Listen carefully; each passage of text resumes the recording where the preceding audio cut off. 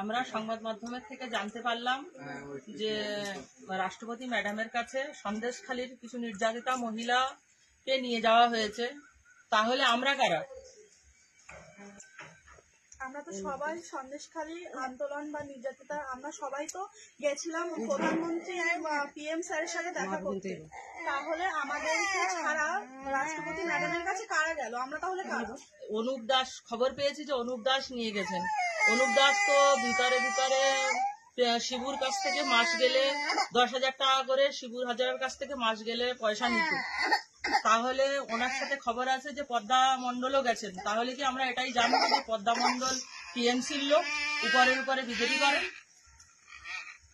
আর আমরা নির্যাতিতা মায়েরা যদি সন্দেশখালীতেই পড়ে আছি, তাহলে আমাদের মুখ নিয়ে কারা গিয়েছে এটা তো আমাদের জানার প্রয়োজন আছে।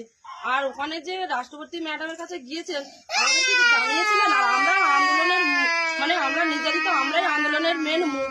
আমাদেরকে না নিয়ে গিয়ে অন্য কাউকে সাজিয়ে নিয়ে গেছেন। ওনার সাহসটা কে দিয়েছেন? টিএমসি থেকে কি এটা কি টিএমসি পার্টির থেকে কি উনি শিবু হাজার থেকে কি গোপনে